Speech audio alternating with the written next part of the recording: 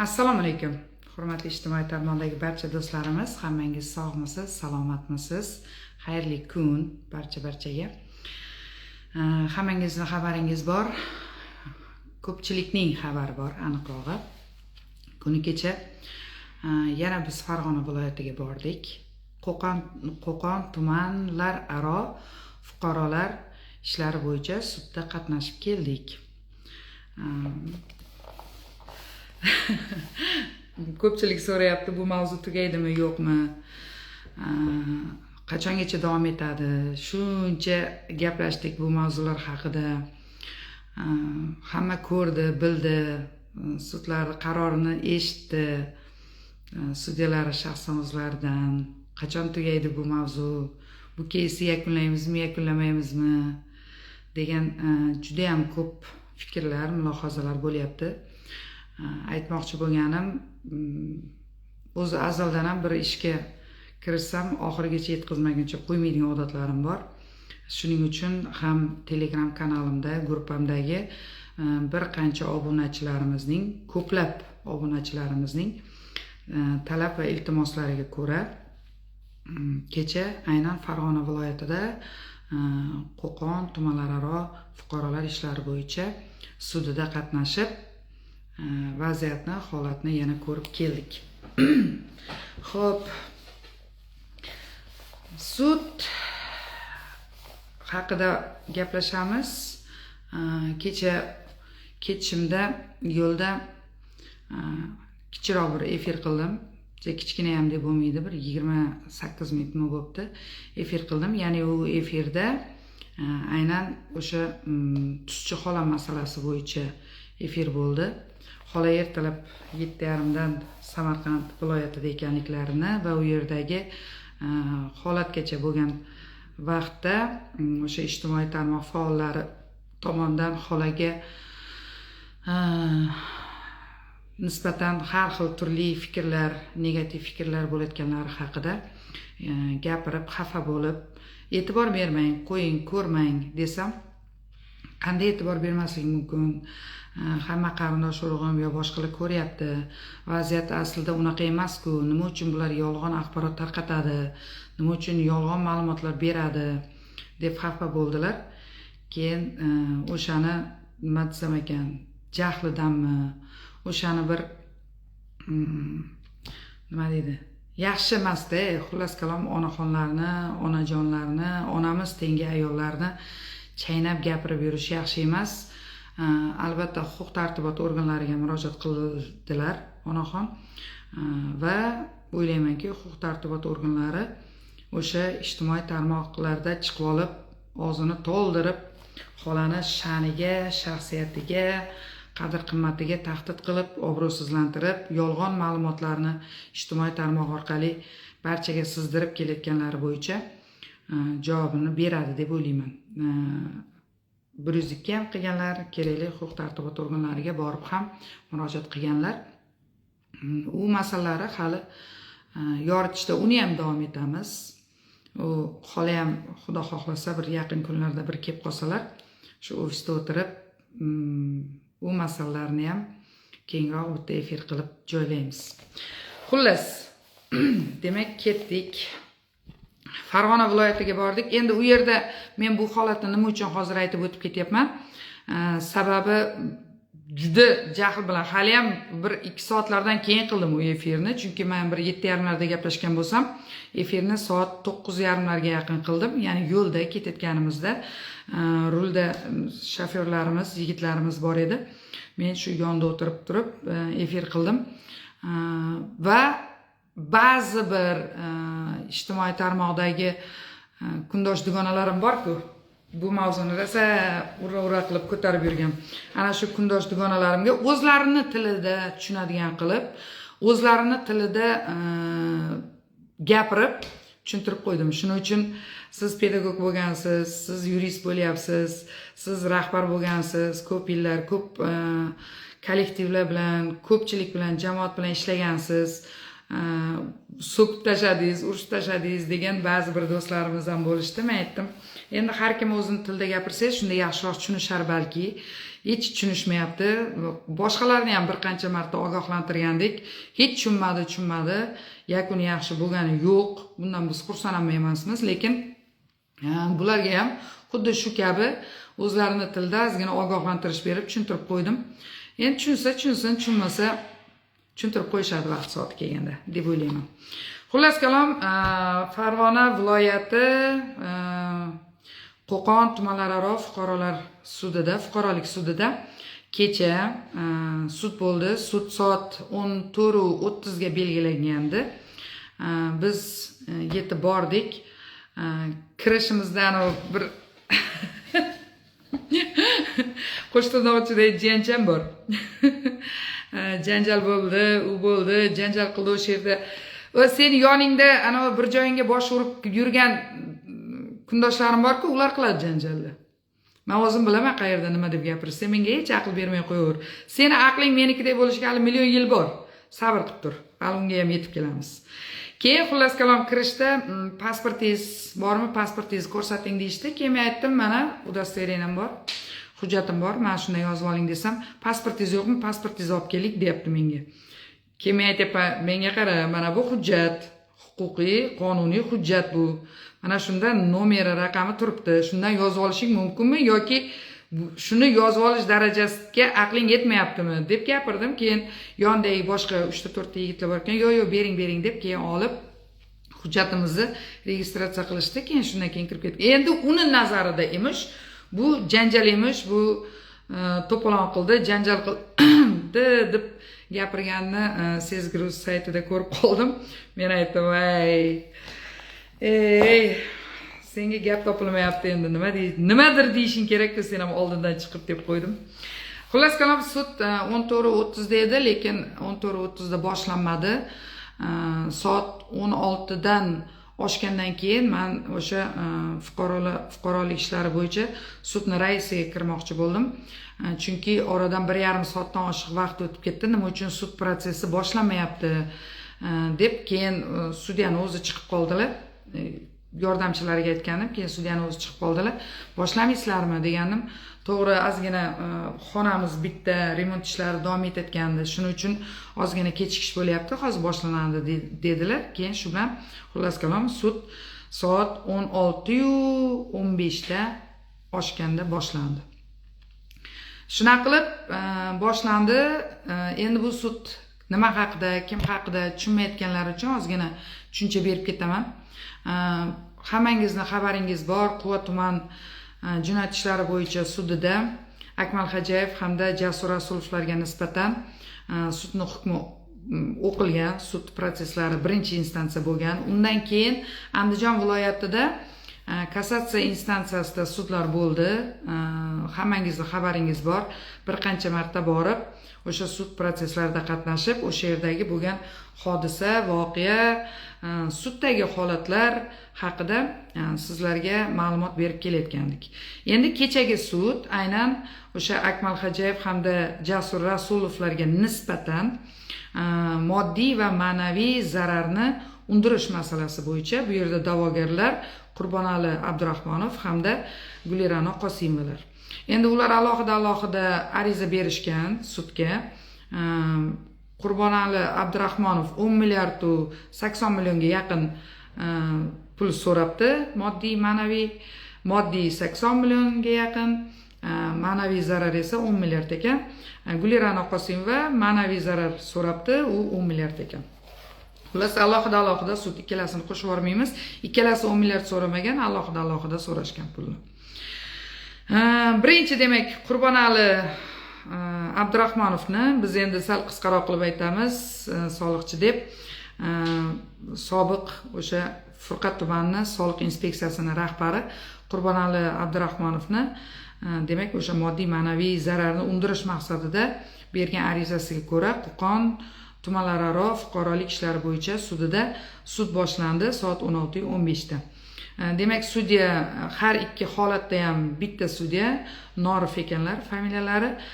Advokatlar Gulira'no Qosimova va Qurbonali Abdurahmonovning advokati o'sha jinoyat ishlari bo'yicha sudlarda advokat bo'lib kelayotgan yoshi kattaroq yoshdagi advokatimiz, himoyachimiz va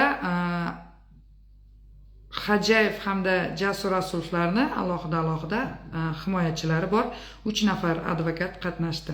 Endi sudlanuvchilar bu safar VKSdan ham o'zlari ham yana kelib qatnashish imkoniyati yo'q u yerda.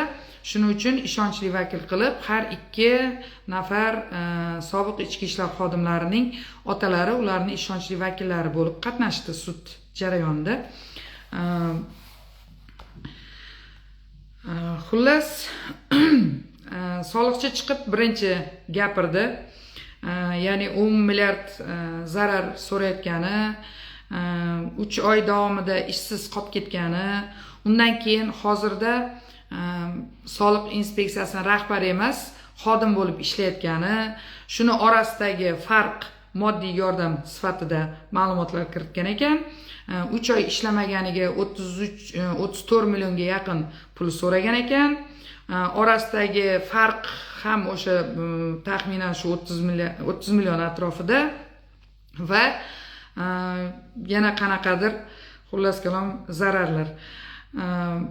Undan tashqari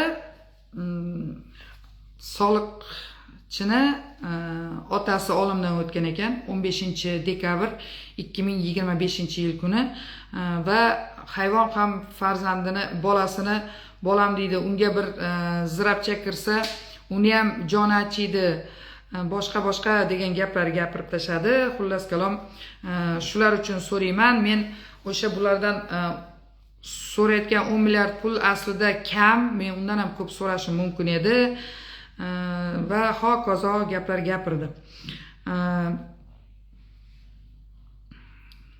Bu moddiy ma'naviy zarar so'rashimga 2025-yil 17-aprel kundagi holat sababchi bo'ldi. Ichki ishlar xodimlari borib Akmal Xo'jayev, Jasur Rasulovlarni topshirig'i bilan mana shu ishlar bo'lmaganda bunaqa holatlar bo'lmasdi.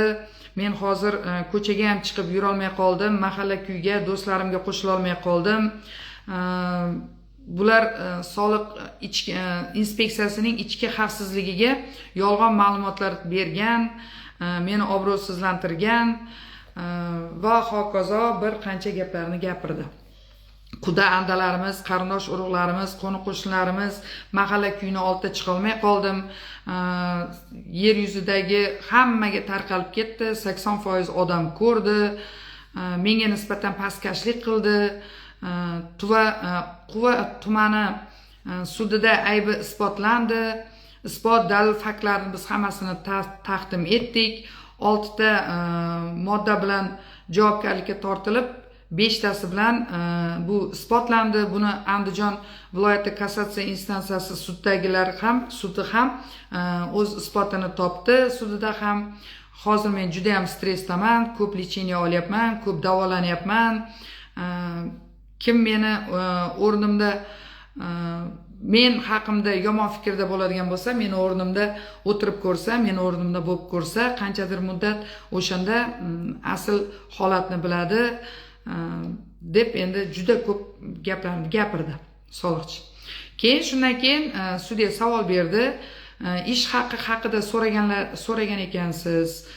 Moddiy yordam o'sha haqida ham gapiring. Nimalarga asoslanib moddiy yordam so'rayapsiz dedi.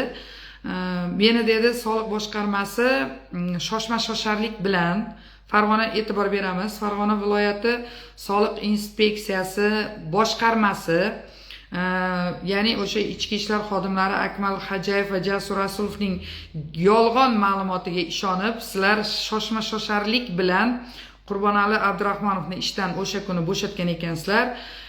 Kechasi ariza yozganman, boshqa dedi. Undan keyin prokurorlar dedi bu holatlarni o'rganib chiqib, sizni yolg'on nohaq ishdan bo'shatgan ekan degan xulosaga kelib, meni aybsizligimni mana isbotlandi. Va o'sha paytda men 3 oy davomida oylik ola olmay yurdim. Demak, uni oyligi taxminan 11 million atrofida ekan. 3 oyligi 34 millionga yaqin. Maydalari ham bor, 33 million yonda s chemta xullas kalom. Aybsizligim isbotlandi. oyliklarimda orasidagi farq mana oldin inspeksiya soliq furqatda soliq inspeksiya rahbari bo'lib yurganimda ko'p oylik olardim, hozir oyligim kamayib ketdi deb gapirdi. Shundan keyin advokatlar savol berishni boshlashdi. Ish haqidagi tafovut bormi? Ish haqini orasida, ya'ni u oldin qancha olardingiz, hozir qancha olardingiz, tafovut bormi dedi. Hozir endi oddiy xodimman. Men kam oylik olyapman, u paytda ko'p oylik olardim dedi. Da'vo arizalarni hammasini ilova qildingizmi bergan arizangizni? Chunki men dedi bugundan boshlab qatnashyapman bu ishda, hali to'liq ma'lumotga ega emasman dedi o'zini advokati. Shunaqa deganda hammasini berdim, topshirdim dedi. Keyin otam o'ldi deyapsiz. Bu holat bo'yicha o'lim hujjatlari, qog'ozlari, shularni ham taqdim etgansizmi sudga dedi. Har qanday ota o'g'liga nisbatan bunaqa nohaqlik bo'lishini, bunaqa sharmandalik holatni ko'tara olmaydi. Men ishdan bo'shaganim uchun va mana shu butun olamga tarqab ketgan videoni orqasidan otam shu holatlarni ko'tara olmasdan oldin hech qachon yurak xuruji bo'lmagan otamda, yuragi og'rimagan, yuragi og'rib, yurak xuruji bo'lib va olamdan o'tdi deb aytdi. Endi shundan keyin boshqa himoyachilar savol berib ketdi. Sizni ishdan bo'shatish vakolati Akmal Hajayev hamda Jasur Rasulovlarda bormidi dedi. Sizni kim ishdan bo'shatdi? Sizga Akmal Hajayev, Jasur Rasulov ishdan bo'sha, arizang yoz deb aytdimi dedi. Yo'q dedi. Kim bo'shatdi sizni deganda, Farg'ona viloyati soliq inspeksiyasining ichki xavfsizligi bo'shatdi.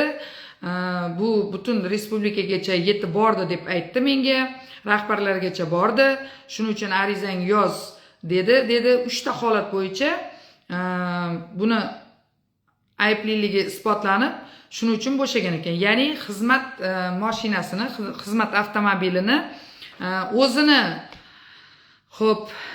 xizmatdan tashqari, ish vakolatidan tashqari holatda ishlatgani uchun, ya'ni farzandlarni ertalab maktabga olib borib, maktabdan olib chiq, ularni turli to'garaklarga, sport musobaqalariga, boshqalarga olib borib yurgani uchun ekan. Ikkinchisi o'sha odob axloq qoidalariga xullas kalom amal qilmagani va boshqa holatlar haqida gapirishdi. Savol javoblar bo'lib ketdi. Akmal Hajayev bilan Jasur Rasulov sizga ariza yozing deganmidingiz? Uni shunaqa vakolati bormi deganda, yo'q, ular yolg'on ma'lumot bergani uchun biznikilar shoshma-shosharlik bilan aniqlamasdan, vaziyatni to'liq bilmasdan, ko'rmasdan menga arizang yoz deb boshqarma boshlig'i aytdi. Men shuning uchun arizamni yozdim deb aytdi. Xo'p, majburlab ariza yozdirdimi shunda sizga? Siz arizangizda o'z xohishim bilan ishdan bo'shatishingizni so'rayman deb yozgan ekansiz-ku deganda, shunaqa deb aytdi boshqarma boshlig'i. Men shuning uchun keyin o'z xohishim bilan deb yozdim. Lekin bosim bo'ldi menga dedi. Xo'p, boshqarma boshlig'i ariza yoz degan ekan, shuning uchun ariza yozgan ekan. Endi bu Akmal Hajayev bilan Jasur Rasulovni meni ishdan bo'shashimga sabab bo'ldi deb aytdi o'sha joyda. Tekshiruvlar bo'lgan ekan. O'sha tekshiruv xulosalari to'g'risida xabaringiz bormi degan savollar bo'ldi. U yo'q, men o'qimaganman, tekshiruv haqida hech qanaqa xabarim yo'q deb javob berdi. Buyruqni bekor qilish bo'yicha agar sizni haqiqatan ham Farg'ona viloyati soliq boshqarmasi rahbari, inspeksiyasining rahbari agar sizga haqiqatan ham tazyiq o'tkazib, majburlab ariza yozdirgan bo'lsa, shoshma-shosharlik qilgan bo'lsa va o'sha noqonuniy bo'shaganman, meni aybim yo'q deb o'ylasangiz, nima uchun o'sha buyruqni, sizni ishdan bo'shashingiz to'g'risidagi buyruqni bekor qilish to'g'risida birorta huquq tartibot organlariga yo sudga berib ariza kiritdingizmi deganda, yo'q, kiritganim yo'q, endi mo'ljallayapman, endi kiritmoqchiman dedi. Nima uchun bermadingiz shu paytgacha deganda, meni hali u narsalarga vaqtim bo'lmadi deb javob berdi. Otangizning yurak kasalligi bormidi, kasallanganmidi degan savollarga, yo'q, oldin hech qachon kasallanmagandi. Yana o'sha gap bir 4-5 marta qayta aytdi. Hayvon ham bolam deydi. Bolasiga biror narsa bo'lsa, unga ham mana bo'ladi. Shuni orqasidan men dadam vafot etdi yurak xuruji bilan. agar bular men haqimda mana shunaqa ma'lumotlar tarqatib, meni obro'sizlantirib, sharmanda qilmaganda, meni otam o'lmasdi deb gapirdi. Xo'p, biz-ku odammiz, odamlar ham o'zini bolasini bolam deydi-ku deb gapirdi. Ekspert xulosasi bormi? Otangizni aynan vafot etganiga sabablari va unga aynan Akmal Hojayev hamda Jasur Rasulovlar aybdor ekanligi to'g'risida ekspertiza xulosalari bormi deganda, yo'q, ekspertiza qildirmadim, olib borib xullas ko'mdik deb gapirdi. Hozir agar o'sha otangizni haqiqatdan ham Akmal Hojayev hamda Jasur Rasulovlar o'ldirdi deb hisoblayotgan bo'lsangiz, eksgumatsiya qilishga rozimisiz dedi. Bu eksgumatsiya nima ekanligini ijtimoiy tarmoqdagi do'stlarimiz bilsa kerak, kuzatuvchilarimiz bilsa kerak. Ya'ni bu vafot etgan, olamdan o'tgan, ko'milgan odamlarni borib ochib, boshqatdan ekspertiza qilishadi va ekspertiza xulosalarini taqdim etadi. Masalan, sud bu narsani lozim deb topsa, eksgumatsiya qildirishga o'zlari demak ajrim qiladi. O'shandan keyin o'sha ekspertlar borib o'sha qabrni ochib, undagi mayitni deymizmi, xullas olib ekspertiza qilishadi. Shu narsaga rozimisiz degan savol berildi. Xo'p, qaysi yuz bilan shu savol berilganda men qaysi yuz bilan murojaat qilaman? Meni sharmanda qilib tashlashdi-ku, boyagi arizam bo'yicha sharmanda qilib tashlashdi-ku. Men endi qaysi yuz bilan ular ustidan murojaat qilaman degan gaplar ham ketdi. Eksgumatsiya qilishga rozimisiz deganda, keyin shu yerda yo'q deb javob berdi. Adashmasam, chunki bu yerda sudya ham bu holatga biz o'zimiz bahomizni beramiz, keyingi savolga o'ting deb gapirishdi. Meni rosa tahqirlashdi. Akmal Hojayev bilan Jasur Rasulov meni tahqirlashdi, meni majburan ushlab turishdi. Meni yana shu yerda bitta gapni ishlatib ketdi. Meni majburan ushlab turishdi. Meni shaxsiy daxlsizligimga daxl qildi. Xizmat uyimga nima haqqi bor edi ularni kirishga va shu yerda yana meni urib yechintirdi degan gapni yana qo'shib aytib ketdi. Keyin anchadan keyin o'sha Akmal Hojayevning dadasi savol berdi. Sizni haqiqatdan ham Akmal Hojayev urib yechintirdimi desa, men unaqa deganim yo'q dedi. Shunday unaqa deganim yo'q deganda shu joyda advokat ham yechintirdi deb aytmadi-ku dedi. Xullas kalom chalkash holat bo'lib qoldi. Xo'p, meni yalang'och videolarimni, siz qaysi holatni o'zingizga tahqirlashdi meni deb hisoblaysiz? Qaysi holatni tahqirlashdi? Ya'ni sizni qanday qilib tahqirlashdi bular? Aynan Akmal Hojayev bilan Jasur Rasulov qanday qilib tahqirlashdi dedi. Yalang'och videolarimni butun olamga tarqatib yubordi, deyapti. Endi hammamizning xabarimiz bor. Jasur Rasulov bilan Akmal Hojayev 28-noyabr 2025-yil kuni hibsga olingan sud zalining o'zidan. Ular masalan birorta videoni birorta ijtimoiy tarmoq faoliga yo bo'lmasa o'sha Eltuzda chiqqan birinchi istochnik deyishyapti. Ya'ni birinchi chiqqan ma'lumot Eltuzda chiqqan bo'lsa, Eltuzga qanday berib, ular qanday tarqatib qo'yishi mumkin degan savol menimcha meni qiziqtirdi. Sizlarni ham qiziqtirsa kerak. O'zingizlarda shu kommentariyalarda yozib ketasizlar shu savollarga javobni. Keyin fleshkaga yozib videolarimizni sudga taqdim etgan deb aytdi. Shu yerda himoyachi savol berdi. Siz sudga fleshkada yozib olib, o'sha videoni telefondami yo'q qaysidir apparatida bo'lsa, o'shandan fleshkaga yozib olib sudga taqdim etishni bu ijtimoiy tarmoq orqali yo bo'lmasa tahqirlash deb hisoblaysizmi yo buni tarqatish deb hisoblaysizmi degan savol bersa, men savolga javob berdim deb javob bermayapti ko'p savollarga. Keyin sudga fleshkada berish tahqirlash hisoblanadimi, hisoblanmaydimi desa, men shunaqa deb hisoblayman dedi.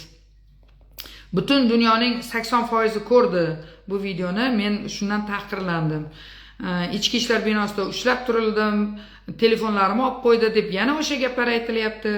Keyin ora-orada sudya janoblari aytdilar, bu jinoyat ishiga xos bo'lgan savol-javob yo bo'lmasa jinoyat ishida ko'rilgan, sudda ko'rilgan holatlarga o'tib ketmanglar.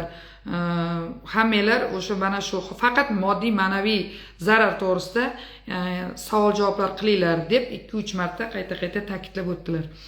Meni xizmat uyimga bular noqonuniy ravishda kirdi. Nimaga kiradi? Kirmaslik kerak edi, dedi. 6 ta moddadan bittasi olib tashlandi, qolgan 5 ta modda qoldi. O'sha 5 ta moddasida siz qaysi birida o'zingizni jabrlangan va tahqirlangan deb hisoblaysiz? 5 ta moddani, qo'yilgan 5 ta moddani qaysi birida dedi? Hammasida dedi. Yo, aynan keltirib bering, qaysi birida siz tahqirlandingiz? Masalan, ichki ishlar xodimlari hujjatlarni to'g'ri rasmiylashtirmadi degan modda qo'yilgan bo'lsa, uni sizga tahqirlanishingizga nima aloqasi bor? Deganda arizalar yozdirtirgan, tushuntirish xatlari yozdirtirgan, boshqa o'shanaqa gaplar haqida gapiryapti. Baribir hammasini menga nisbatan tahqirlash deb hisoblayman, deb javob berdi. Pastkashlarcha qilgan qilig'i deb orada gapirdi, o'sha ichki ishlar xodimlarini, sobiq ichki ishlar xodimlarini. Keyin savol berdi. Himoyachi, pastkashlarcha deganda nimani nazarda tutyapsiz? Deganda o'sha qo'ni-qo'shnilarim oldida boshim egilib qoldi, boshqa deb. Keyin shu yerda himoyachi bitta zo'r savol berdi. Xo'p, o'sha holatda, o'sha vaziyatda, o'sha 2025-yil 17-aprel kunidagi vaziyatda siz o'zingizni aybdorman deb hisoblaysizmi deganda yo'q dedi. Meni hech qanaqa aybim yo'q dedi. Unda dedi, siz nima uchun qo'ni-qo'shnilarning oldida boshingiz egilib qolish kerak? Yo bo'lmasa nima uchun tahqirlangan bo'lishingiz kerak? Yoki nima uchun pastga bemalol yuravering? Nimadan tahqirlangan hisoblayapsiz? Siz aybingiz yo'q-ku degan savol berganda meni videomni olib, yechintirib tarqatib yubordi deb yana ajoyib sud bo'ldi, to'g'risini aytsam. Siz aybdorman deb o'ylaysizmi? Yo'q dedi. Meni yalang'och qilib o'sha videoga olgan. Keyin ichki ishlar xodimlari shuna qilib, meni o'zimning shaxsiy fikrim bu, yechgan degan shunaqa gaplar bo'lib ketdi.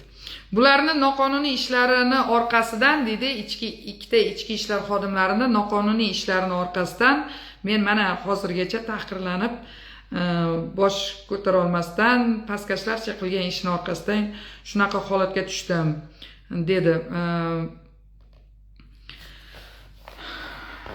Agar ichki ishlar xodimlari o'sha kuni xizmat uyimga bormaganda, videoga syomka qilmaganda, meni boshimga bu ish tushmasdi va hozirgi kunga qadar o'sha ichki ishlar xodimlari ham, men ham o'z lavozimimda, xizmat vazifamda ishlab yurgan bo'lardim, deb gapirganda, shu yerda himoyachi savol berdi.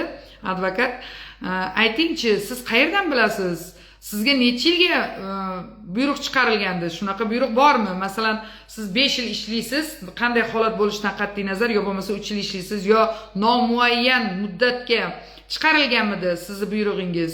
Qanday qilib masalan siz hozirgacha ishlab yurgan bo'lishingiz mumkin edi, balki ishdan ketishingiz mumkin edi, yoki ichki ishlar xodimlari boshqa sabablarga o'tishi mumkin edi deganda, men bilan bir kunda buyrug'i chiqqan palonchi tumanni soliq inspeksiyasining rahbari kecha mana 2 kun oldin boshqa tumanga inspeksiya rahbari bo'lib o'tdi. Masalan, men ham hozir ishlab yurgan bo'lganimda, hozir men ham boshqa tumanga balki o'tib ketgan bo'lardim, hali ham ishlab yurgan bo'lardim dedi. Endi meni fikrim bu, meni subyektiv fikrim bu, aynan bu holatlarda hammani fikri shunaqa bo'lsa kerak. Hech kimga bu amal bog'lab berilmagan. Balki bugun ketarsan, balki ertaga ketarsan. Endi bu sabab bo'lgan bo'lishi mumkindir, lekin seni masalan Farg'ona viloyati soliq inspeksiyasi bosh boshqarmasini ichki xavfsizligi tekshirib, o'rganib, yo bo'lmasa o'sha kuni shoshma-shosharlik bilan, o'zing aytganingdek, shoshma-shosharlik bilan arizangni olgan bo'lsa, bunda bilmadim endi ular qanday holati bor. Endi xullas kalom, bu hali ishlab yurgan bo'lar ekan agar bu voqealar bo'lmaganda. Va otasi ham shuni orqasidan vafot etmagan bo'lar ekan. Keyin shu yerda savol berdi. Xo'p, onangiz qay holatda vafot etgan deganda, yo'q, onam tirik hal dedi. Keyin himoyachi savol berdi. Aytingchi, masalan, erkaklardan ko'ra ayollar ko'proq emotsiyaga beriladigan, ya'ni ko'p siqiladigan bo'ladi. Sizni onangiz tirik ekan, umrlari uzoq bo'lsin. Lekin masalan ona vafot etmasdan ota aynan siqilib vafot etib qoldimi degan savol bergani, men bunaqa savollarga javob berishni xohlamayman dedi. Shu bilan mayli hozircha savolimiz yo'q dedi himoyachilar. Undan keyin Akmal Hajayevning dadasi savol berdi. Masalan dedi, meni o'g'lim hozir mana 28 noyabr oyidan beri 28 noyabrdan buyon o'sha hibsxonada. Seni otangdan ham ko'ra ko'proq men siqilyapman. Uni farzandlari men bilan qoldi. Men qiynalyapman. Mana senlar shu paytgacha ijtimoiy tarmoq faollari bilan birgalikda qancha videolar chiqarib, meni farzandimni, Jasur Rasulovni, bizni hammamizni ga tuhmat qildilaring, yolg'on ma'lumotlar tarqatdilaring. Men qancha qiynalyapman.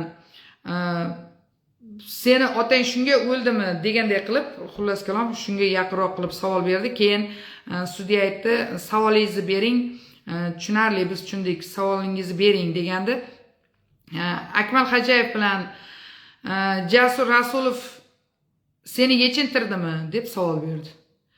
Keyin men yechintirib deganim yo'q deyapti yana. Keyin advokat ham yechintirib demadi deb qo'shildilar.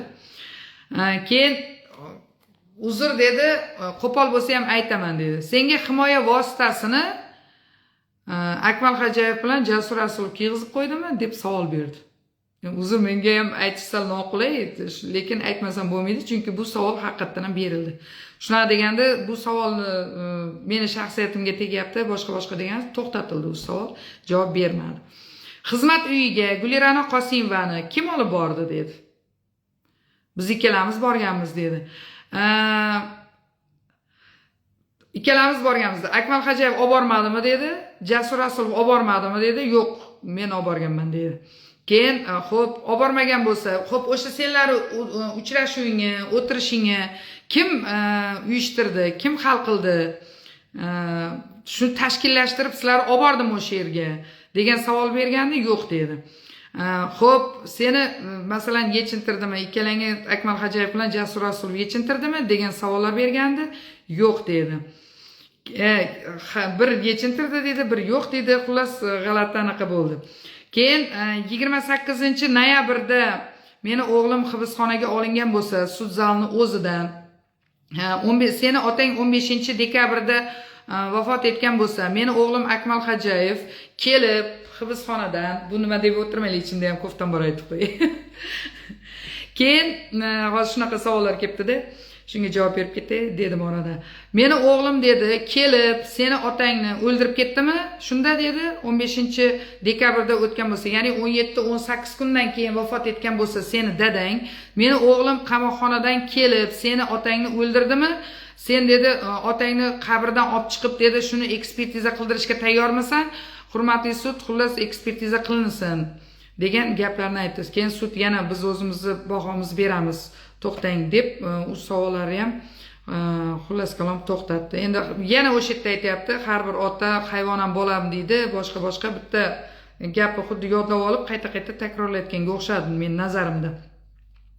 Javob berdim-ku, bu savollarga javob berdim deb gapirdi. Mahallada yura olmay qoldim, deyapsiz. Mana bizga o'xshab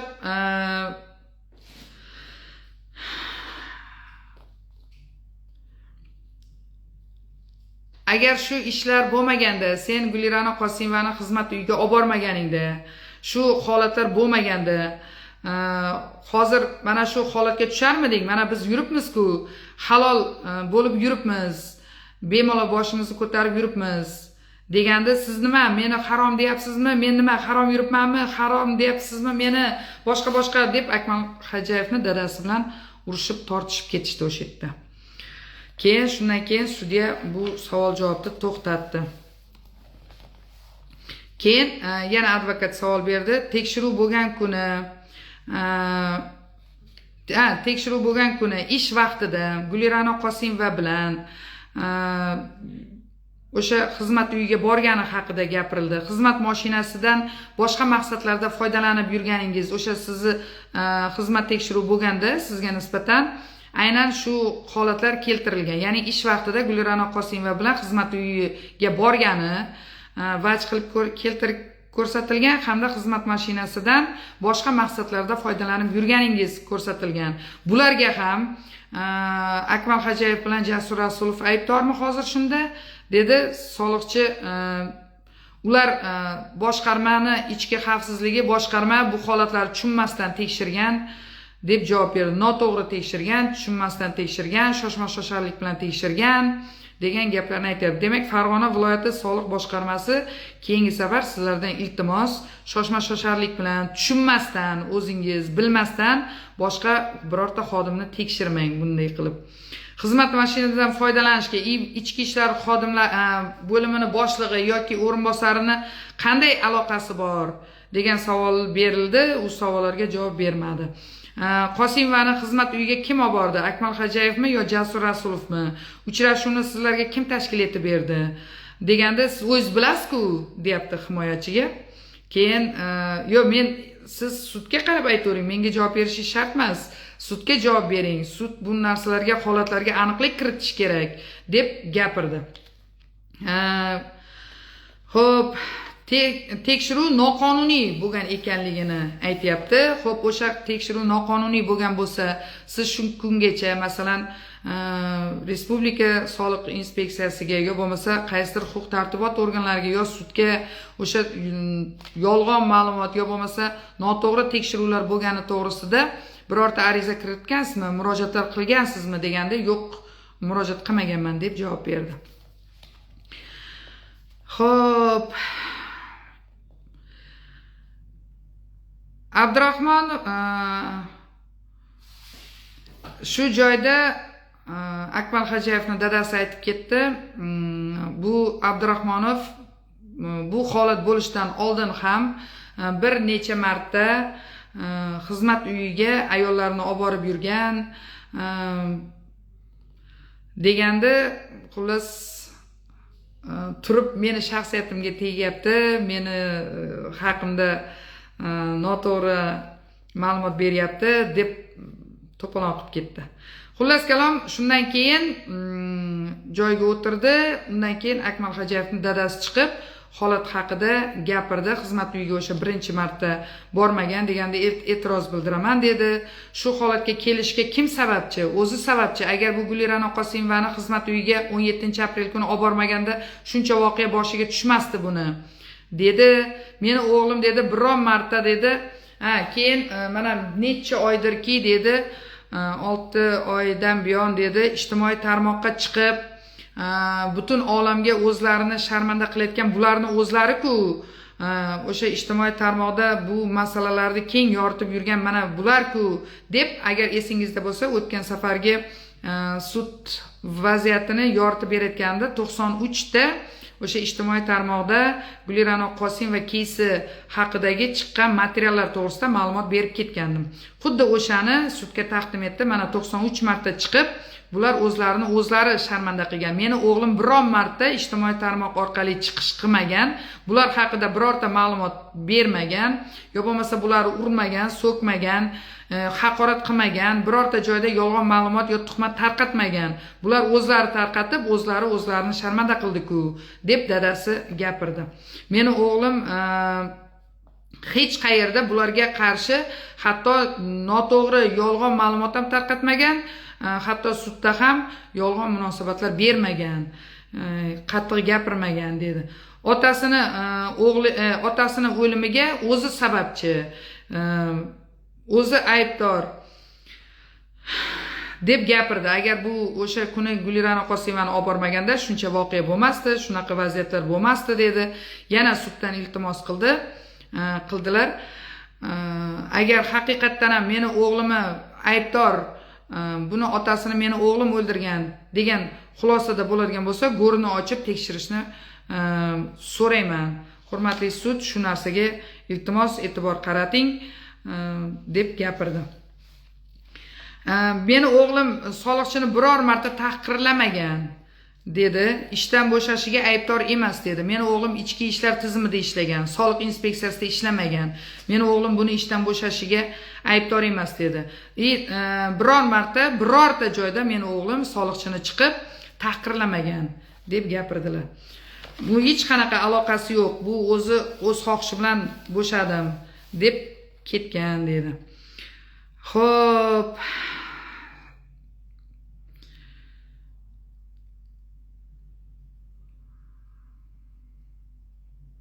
Shu yerda yana aytdilar, soliqchi bilan dedi Gulira'no Qosimova mana shu kungacha dedi ijtimoiy tarmoqda chiqib meni urdi, tepdi, 1 metrga uchibdim, meni yechintirdi, majburlab birinchi etajdan ikkinchi etajga olib chiqdi degan juda ko'p da'volar bilan chiqdi.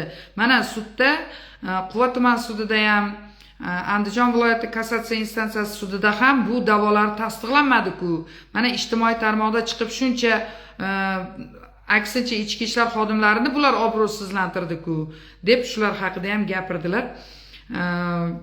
Tasdiqlanmadi. Mana shu narsalarga ham e'tibor bering deb aytdilar. Meni o'g'lim dedi, umuman bularni holatida aybdor emas deb hisoblayman va men bir tiyin ham pul bermayman. Meni bir tiyin pulim yo'q bularga berishga deb gapirdilar. Jasur Rasulovni xo'p, dadasi chiqib gapirdilar. Shundan keyin meni o'g'lim o'zi Furqat tumaniga ichki ishlar bo'lim boshlig'ining o'rinbosari bo'lib kelganiga bor yo'q 17 kun bo'lgandi. Bularni hatto tanimasdi ham, soliq inspeksiyasining rahbarini ham, Gulira'no Qosimovani tanimasdi ham. Meni o'g'lim halol pok o'stirganman. Hech qanday ishga, bunaqa ishlarga aralashmagan. Bular yechintirmagan ham, urmagan ham, tepmagan ham. Hech qanaqa moddiy ma'naviy zararni to'lashga imkoniyatimiz ham yo'q. Biz unaqa to'lovlarni qilib bermaymiz ham deb ular ham gapirdilar. 3 oy ishlamagan bo'lsa, bunga meni o'g'lim aybdor emas. Bularni bo'shatish vakolati meni o'g'limda ham yo'q deb Jasur Rasulovning dadasi ham xuddi shu gaplarni aytdilar. Xo'p, Gulira'no Qosimova bilan soliqchini uchrashuviga ham, ularni o'sha holatiga ham ularni olib bormagan, tashkillashtirmagan, ularni uchrashtirib qo'ymagan xizmat uyida va boshqa gaplar gapirildi. Shundan keyin sudya gapirib tugatdi. Shundan keyin sudya janoblari aytdilar, iltimosnoma kiritilgan, ya'ni taftish instansiyasiga hozir arizalar berilgani, mana shu ish bo'yicha taftish instansiyasiga arizalar berilganini va o'sha taftish instansiyasidagi sud prosesslari yakunlangunga qadar mana shu sudni, ya'ni moddiy ma'naviy zararni undirish bo'yicha bo'layotgan sud prosesini to'xtatib turish to'g'risida iltimosnoma kiritilgan ekan advokatlar tomonidan. Shuni ovozga qo'ydilar, ya'ni o'sha Qurbonali Abdurahmonov bilan advokati bu narsaga hojat yo'q, bu sudni davom ettiraverish kerak dedi. Bu yoqdagi Akmal Xo'jayev hamda Jasur Rasulovning otalari hamda himoyachilar bu to'xtatib turishingizni so'raymiz deyishdi. Bitta himoyachi, Jasur Rasulovning himoyachisi buni qonunan to'g'ri bo'ladi deb isbotlab ham berdi, lekin sud o'z joyida ajrim chiqarib bu sud prosesini oxirigacha davom ettirishini, tugatishini aytdilar. Shuna qilib keyingi Qurbonali Abdurahmonovning moddiy ma'naviy zarar undirish bo'yicha keyingi sud prosesi 29 aprelga soat 15:00 ga qoldirildi. Undan keyin orada bir 10 minut tanaffus bo'ldi va tanaffusdan keyin Gulira'no Qosimovaning o'sha moddiy ma'naviy zararni undirish bo'yicha Akmal Xo'jayev hamda Jasur Rasulovlarni ustidan kiritgan arizasi bo'yicha ish ko'rildi. Bu taxminan soat 17:15 da boshlandi. 17:15 da boshlandi. Xullas, va birinchi so'z navbati Gulira'no Qosimovaga berildi. Gulira'no Qosimova chiqib prezidentimiz, administratsiya rahbari Saida Shavkatovna chet ellarda forumlarda qatnashayotganda, chet ellarda turli tadbirlarda qatnashayotganda u qanaqa ayol bo'lishidan, qay holatdagi ayol bo'lishidan qat'iy nazar, ularni himoya qilishlarini, ularni huquqlari, erkinliklari haqida ancha vaz o'qidilar, endi gapirdilar. Shundan keyin sudya to'xtatib, to'xtang, siz moddiy ma'naviy zarar yana qolaversa Akmal Xo'jayevni o'sha ishlash jarayonidagi kechagi xuddi ko'rdingiz o'sha holatdagi gaplarni yana gapirishni boshladi. Akmal Hajiyev ishlayotganda bunaqa bo'lgan, ishlayotganda bunaqa bo'lgan, bu holat bo'lishidan oldin mana bunaqa vaziyatlar bo'lgan deb boshlagandi. Keyin sudya to'xtatib, yo'q, siz moddiy ma'naviy zararni undirish bo'yicha kiritgan da'voingiz to'g'risida gapiring dedi. Shundan keyin konstitutsiyaviy huquqlarimizni poymol qildi, bizni ushlab turdi, shaxs daxlsizligiga ular daxl qildi, bizni shaxs daxlsizligimizni buzib kirishdi bular.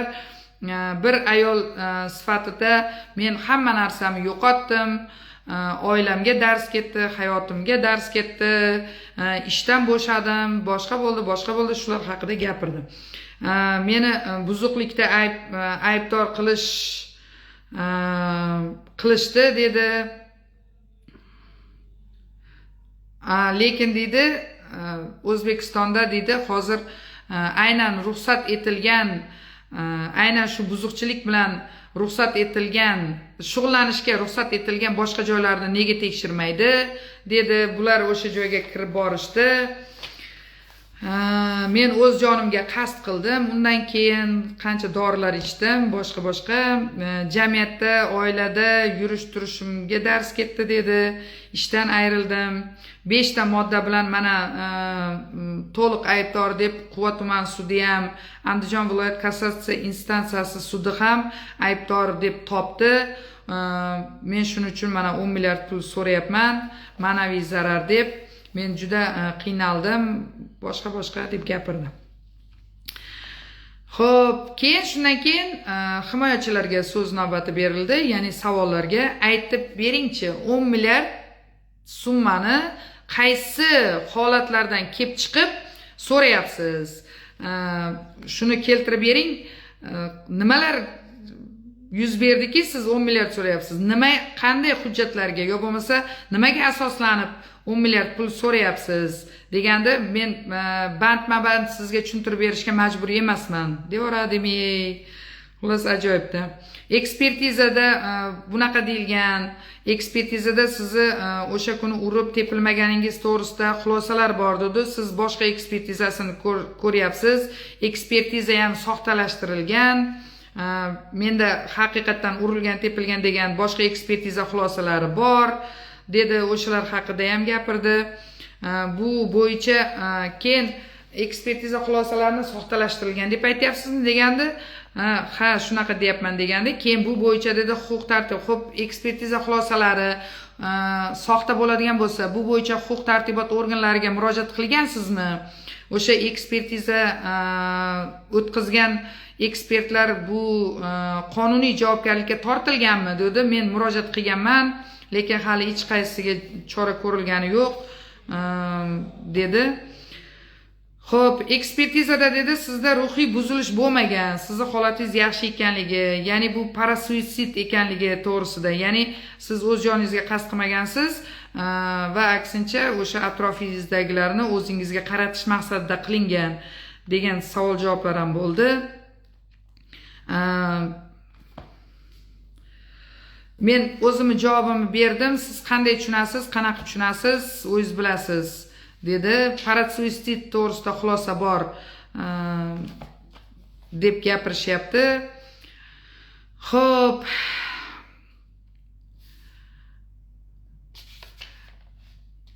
Keyin o'sha hammangizni xabaringiz bor, o'sha sobiq ichki ishlar xodimlari 5 ta modda bilan javobgarlikka tortilgan. O'shalarda aytilyapti, xo'p, ichki ishlar xodimlari o'z xizmat vakolatidan chetga chiqish, foydalanish deganda sizni qaysi holatingizga zarar yetdi dedi. Da'vo qilayotgan summangizni qayerdan olib 10 milliard deyapsiz? Qanday chiqarib bering shu narsani dedi. Men o'sha 10 milliard so'rayapman. O'zi aslida undan ham ko'p so'rashim kerak edi.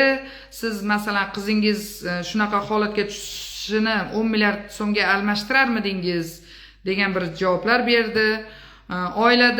Oilaga qanday dars ketdi deganda, men bu haqida javob berish xohlamayman dedi. Yo'q, tushuntirib bering, siz aytyapsiz-ku o'zingiz gapingizda. Men oilamga dars ketdi, yurish turishimga dars ketdi, yo boshqa dars ketdi deyapsiz. Tushuntirib bering shuni deganda, men bu haqida gapirishni xohlamayman dedi. Oilangizga qachon dars ketdi deb savol berdi. Bu savolga ham javob bermayman dedi. Ertaga farzandlarim ulg'ayganda shuni onasi deb gapirishadi, boshqa mana shunaqa gaplar ham ketdi. Ishdan ketishingizni, ishdan bo'shashingizga Akmal Hajayev hamda Jasur Rasulovlarning nima aloqasi bor deb savol berdi. Men mana shu voqealar orqasidan hozirgi kungacha ta'qiblar bo'lyapti. Bular ikkalasi dedi, eng qiziqarli bo'lgan joyi, men hayron qoldim shu javobga. Bu ikkalasi qamalgani bilan deydi, ularni rahbarlari, ularni kattalari, boshliqlari hali ishlayapti-ku deydi. Bu ikkalasi qamalgani bilan boshqalari, ya'ni ichki ishlarni boshqa xodimlari orqali ta'qiblar bo'lib, boshqarma boshlig'iga ta'qiblar bo'lib, buni hech qayerga ishga olmayapti ekan. Shuni orqasidan. Ishdan bo'shashingizga nima aloqasi bor dedi sudlanuvchilar. Siz ishdan qachon bo'shadingiz deganda, shu mart oyinimi aytdi, adashmasam. Nechinchi 17-mart edimi? Shunaqa deganda, xo'p, o'sha paytda sudlanuvchilar qayerda edi? Sizni qanday qilib ular bo'shatib qo'yishi mumkin ishdan? Dedi, qamoqdagilarni bosimi bilan bo'shatishdi deb aytayapti. Ularni boshliqlari ham ishlab yuribdi-ku hozir. O'shalar ta'siri bilan bo'shadim ishdan deyapti. Keyin meni shundan keyin Akmal Hajayevni dadasi savol berdi. Meni o'g'lim sizni ishdan bo'shatdimi deb so'ragandi. O'sha hali ham o'sha boya gap, men javob berib bo'ldim bunga dedi. Xizmat uyiga sizni meni o'g'lim olib bordimi degandi. Unga ham meni shaxsiy daxlsizligimga daxl qildi, shunaqa gaplar bo'ldi. Akmal Hajayev men shu yerda aytayapti, men umrimda deydi, Gulirano Qosimova aytayapti, men umrimda Akmal Hajayevga o'xshagan xodim ko'rmaganman deb yana uni shu obro'sizlantiradigan gaplar gapirib ketdi shu joyda. Men ham hayron qoldim, to'g'risini aytsam. Ekspertiza xulosalari soxta dedi. Men bunaqa xodim ko'rmaganman dedi. Keyin Akmal Hajayevni dadasi chiqdi so'zga. Ular aytdi, mutlaqo bu da'volarni tan olmayman dedi. Gulirano Qosimova qilayotgan da'volarni, o'sha sudga kiritgan da'vosini tan olmayman dedi. Bu holatga tushishiga o'zlari sababchi dedi. Buni masalan Qurbonali Abdurahmonov bilan Gulirano Qosimovani xizmat uyiga meni o'g'lim olib borib qo'ymagan, bu narsani meni o'g'lim tashkillashtirmagan dedi. Birorta ijtimoiy tarmoqqa chiqib, men o'g'lim, na Jasur Rasulov chiqib gapirmagan dedi. Shu yerda gapirgan, sizlar chiqqansizlar deganda, keyin sudya aytdi, biz hozir Jasur Rasulov hamda Akmal Hajayev haqida gaplashyapmiz. Bular dadalari haqida gaplashayotganimiz yo'q dedi. Keyin chiqqansizlar deb o'sha ishdan ketishiga Akmal Hajayevni aloqasi bormi degan savollar bergandi. Yo'q, hech qanaqasiga meni o'g'lim buni ishdan bo'shashiga aloqasi yo'q dedi. Bir marta Jasur Rasulov ijtimoiy tarmoqda chiqib bir marta gapirgan ekan va unda ham umuman bular haqida gapirmagan ekan. Shu haqida ham ozgina gapirib, bular sazoyi ham qilmagan dedi. Bular haqida gapirmagan ham Jasur Rasulov bir marta chiqqani bilan birorta joyda dedi, bularni sha'nini obro'sizlantiradigan gaplar gapirmagan, sha'niga, qadr-qimmatiga qasddan ataylab qasd qilmagan deb gapirdi. Keyin undan keyin Jasur Rasulovning otasi chiqdi, xuddi shu ular ham o'sha Gulirano Qosimovaning da'vosini tan olmasliklarini aytdilar. Xo'p, hech qayerda bular haqida Jasur Rasulov o'sha hurmatsizlik qilib har xil gaplar gapirgani yo'q.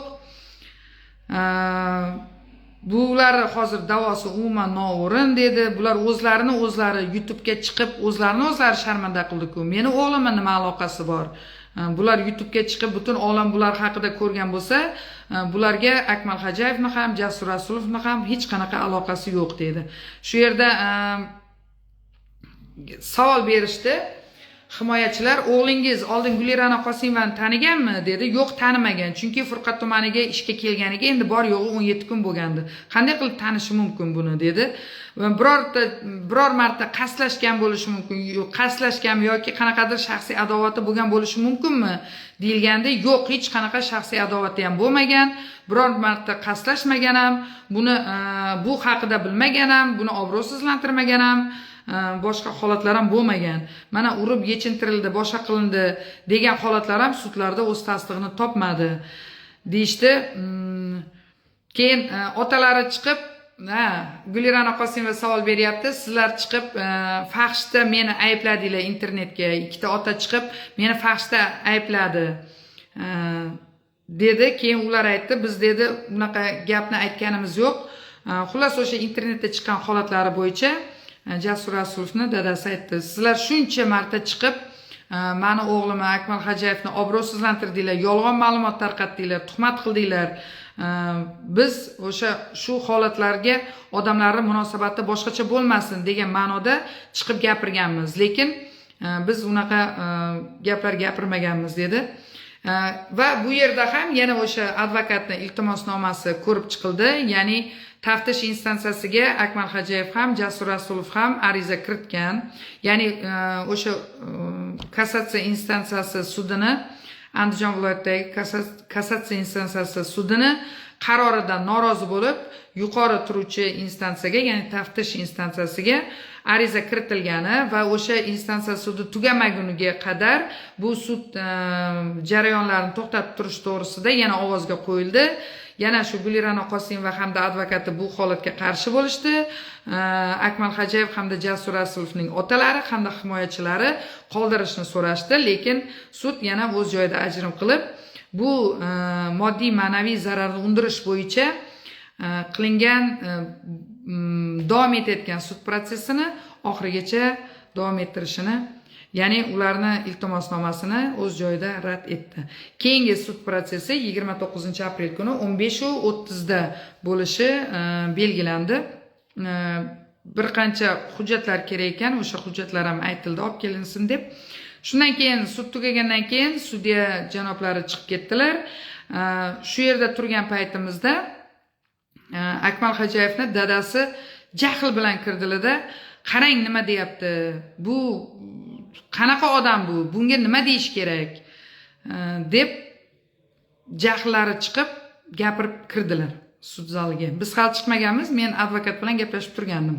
Siz menga qachon intervyu berasiz? Bir siz bilan intervyu qilaylik. Fikrlaringiz va mana shu birinchi instansiya sudidan mana shu kungacha siz har doim Jasur Rasulovning advokati bo'lib kelyapsiz. Hamma holatlardan xabaringiz bor.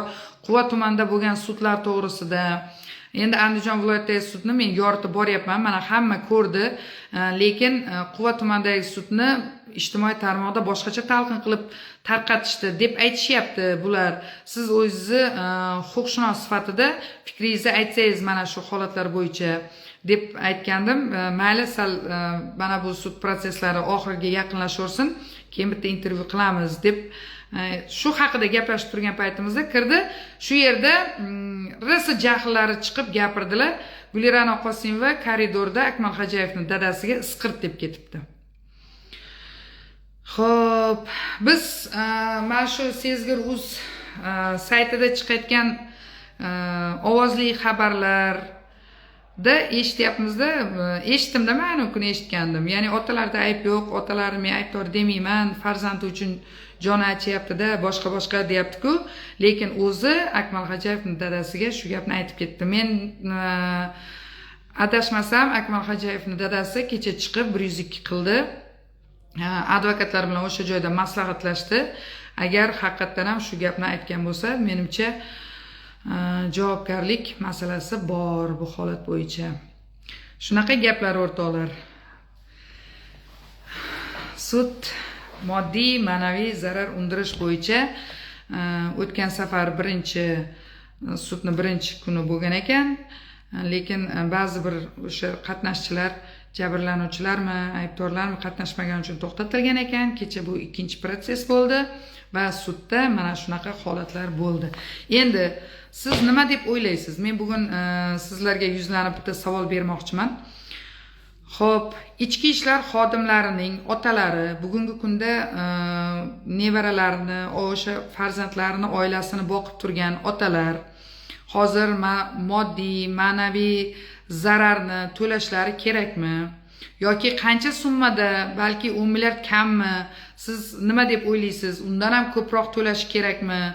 10 milliard summani ga arzirli ish bo'ldimi?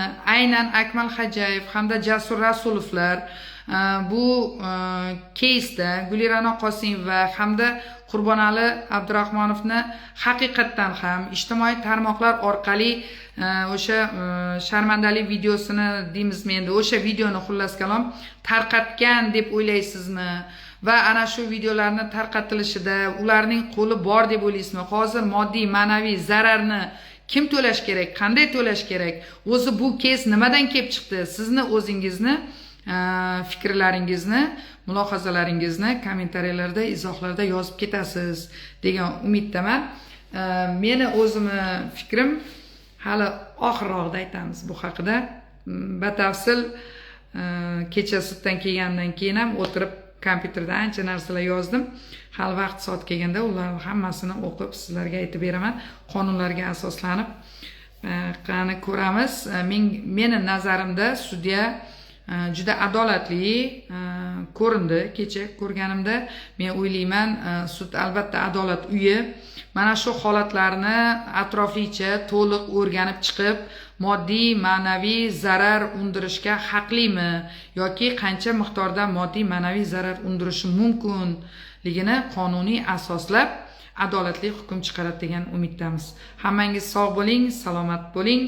Bizni kuzatishda davom eting.